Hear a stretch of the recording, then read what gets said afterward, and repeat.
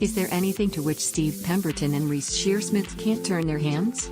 Previous series of their extraordinarily inventive comic horror anthology, Inside Number 9, have incorporated silent comedy, snuff movie, horror, a dissection of bereavement and Macbeth condensed, as well as one of the finest half hours of television of the new century, The 12 Days of Christine starring Sheridan Smith. Zanzibar opened the fourth series by showcasing the pair's extraordinary facility with language, both embracing and spoofing the tropes of Shakespearean farce, specifically, a comedy of errors. They crafted the episode's dialogue in iambic pentameter. While not one of their most chilling or profound efforts, it was certainly among their finest technical achievements. And crucially, very funny. Set in a single corridor on the 9th floor of the titular luxury hotel, Zanzibar juggled several interwoven storylines and characters, each impeccably cast: libidinous Prince Rico, Rory Kinnear, and his treacherous security guard Henry, Shearsmith, harried couple Amber and Gus, Hattie Morahan and Kinnear again,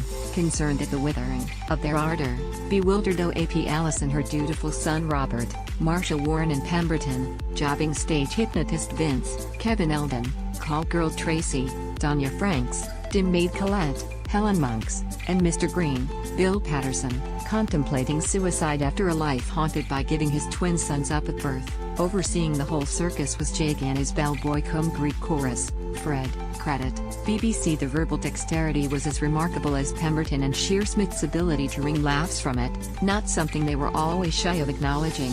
To go by this exchange between Henry and Rico: "You are our country's future, dearest prince. My job is to save you from any grievous plot.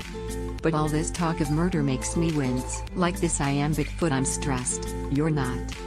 Certainly, you could see where much of this was going at an early stage, and the characterizations were necessarily wafer thin given the ratio of plot lines to runtime, but the fun lay in watching the plot move so smoothly through the gears.